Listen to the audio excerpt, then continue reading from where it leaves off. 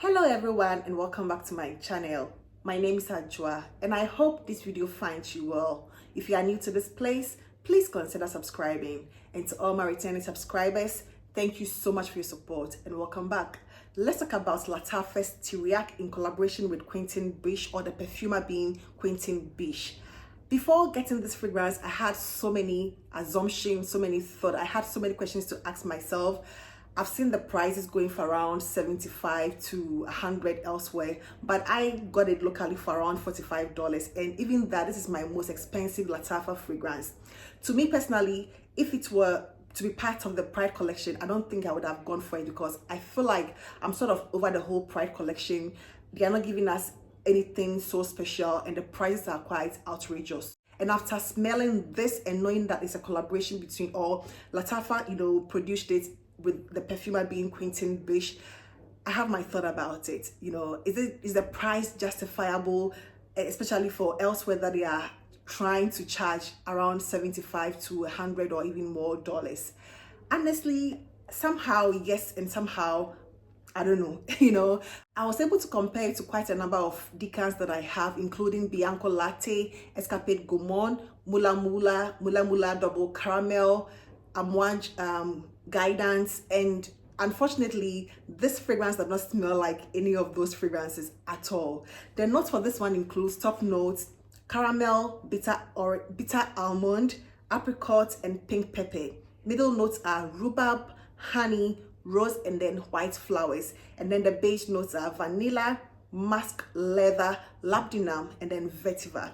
But it gives me a very familiar sort of smell. It is not special in a way, unfortunately, to me. The scent profile is not totally different from some fragrances I have come across, but it's not the same. The scent profile gives me this very overall gourmand, sweet, caramel, vanilla scent, And when you read the little write-up that Quentin Bisch himself did, he said something. I just want to read it here. He said, "With Tyriaque, I wanted to create a powerful contrast between vanilla and leather, softness and sensuality." That is basically what he said. So he wanted to create a contrast between vanilla and then soft leather, to bring out that sensual aspect of a fragrance. And that is basically what this one is. At the top of this fragrance, or when you initially spray this, you get a blast of a very sweet, toffee-like caramel. You get that toffee caramel, burst at the opening, which is very beautiful, very gourmandy.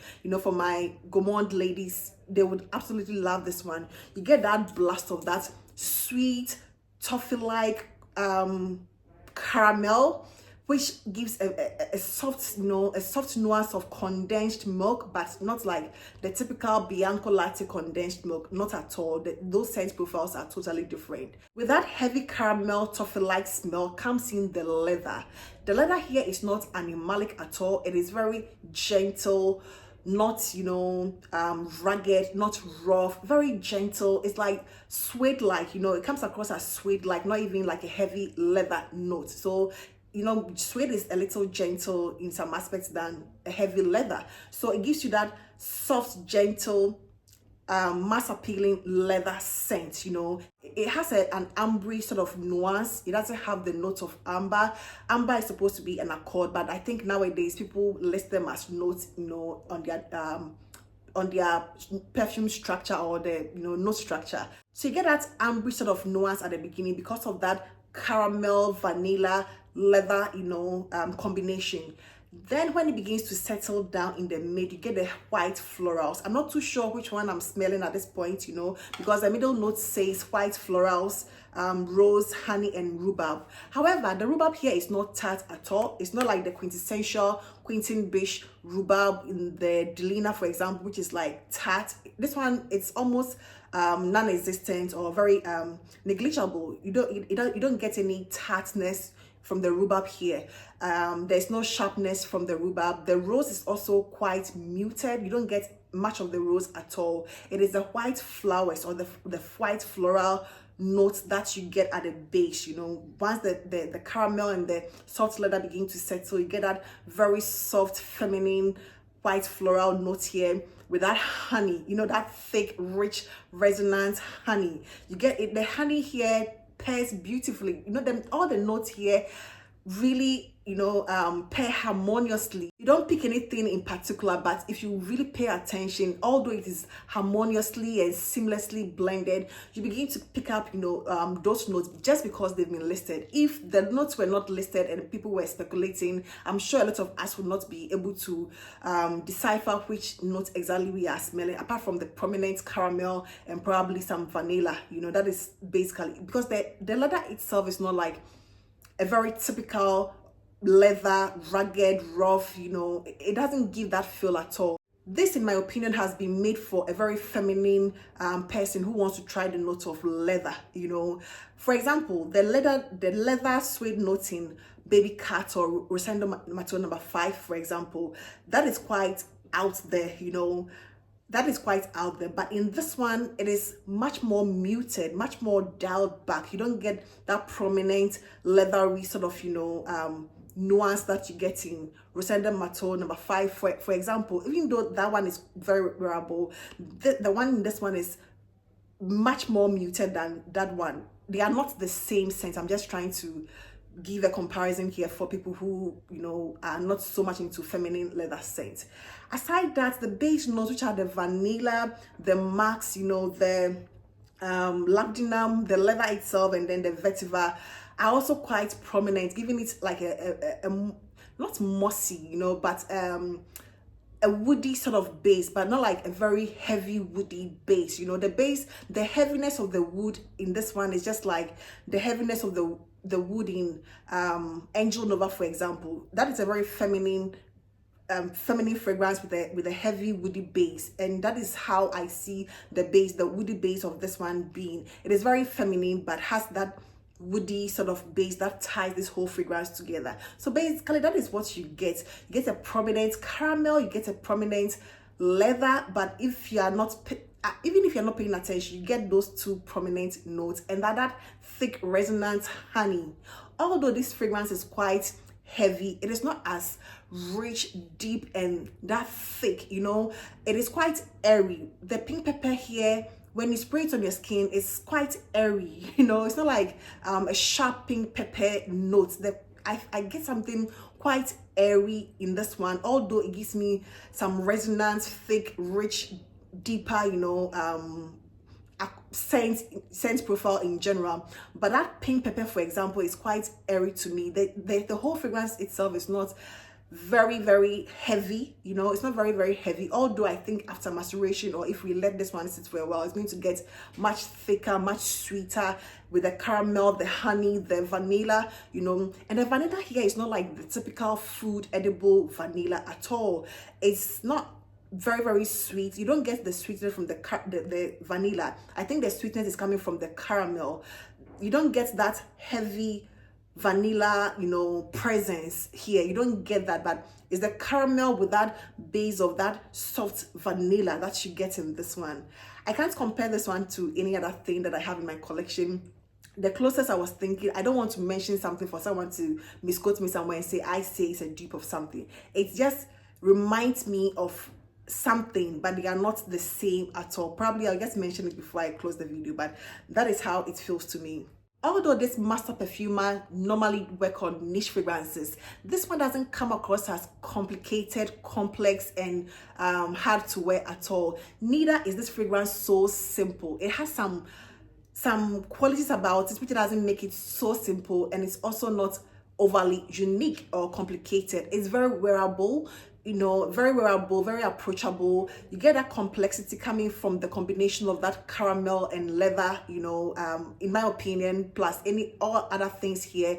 But it's not that very simple. It's not a simple it's a girl fragrance, it's a feminine fragrance, but it's not as simple as, let's say, I don't want to compare, but it's not a very simple fragrance at all. Neither is it very complicated or difficult to digest. It's one that is very mass appealing, very likable. A lot of people are going to love this one.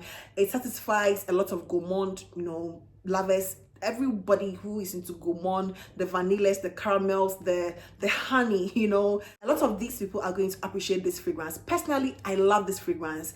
I'm not so much into a sweet, you know, caramel sort of, you know, those girly, womanly fragrances. Personally, those are not like the kind of fragrances I would go for. This particular one is one that I can truly appreciate. It's not something that I have to force myself to like. It's very likable, very mass appealing, very sensual, on the borderline of being sexy. I would not exaggerate and say this is the sexiest fragrance I have ever come across. No, it's not like the sexiest fragrance ever, you know, no, but it's very sensual with that apricots, vanilla, you know, at the base. When it dries down, you get that apricot, you know, fruity nuance in this one, making it much more gourmand, especially at the base. It is very sensual, but at this particular time, I don't consider it as the sexy va-va-voom fragrance. You know, probably I need to let it sit down for some time, then it thickens up and becomes richer and denser, then I can call it sexy. But for now, it's very sensual, as the perfumer himself indicated, like a soft leather, soft vanilla, you know, sensuality. That is what he said he wanted the fragrance to smell like, and that is the exact thing that he captured in this one. It's a very beautiful one. Is the price justifiable? I think so. If I didn't know he was a perfumer before I got this fragrance, would I have been happy with my purchase? Yes, I would have been happy with my purchase. But knowing the perfumer and then one of my favorite Middle Eastern houses having this beauty out, you know, it's like a dream come true. Probably it's going to be like a one in a lifetime collaboration. So if you can find it somewhere, you want to have it for keepsake, you know, for as just part of your collection, it's going to be a very good one, you know. But if you want to wear it, it can be an easy reach, easy everyday sort of fragrance, signature worthy fragrance. It's an excellent one, you know. It's early days yet. It's very early days for this. I have had it for just 24 hours and I'm filming this, you know, video. And I would like to say this, you know, I think people have issues with people getting onto the camera and filming fragrances as soon as they get it. This is not like a first impression or I'm just getting it. I've had it for 24 hours. It's still very early, but I mean, someone would have to do it at some point. It could be any person at all. I don't have any problem with people doing first impressions or anything, you know, but that is why I have my Life After Maturation series that I talk about how fragrances have, you know, developed over time. So I'm definitely going to be updating my audience about this. It's not a first impression, like I just sprayed it and I'm in front of the camera. I've had it for 24 hours. I've worn it the whole day yesterday and the whole night yesterday. So I sort of, you know, I'm trying to pick up everything that I feel I can get from this fragrance. So definitely there will be updates, and I'll just let my audience know. That is all I have for you about Teriyaki by Lattafa and Quentin Bisch. I'm happy to have this in my collection because I don't think I have any original fragrance by the perfumer. I can't afford most of his original creations. I have lots of dupes, you know, of his creations. So I'm happy to have this one in my collection, honestly. So if you find the right price, or you just want it because it's a collaboration between the West and the East, then just, you know, go for it. That is all I have for you today, and I hope this video found you well. Please do not forget to give this video a thumbs up. I would truly appreciate that. Thank you so much, and I hope to see you in my next one. Take care. Bye bye.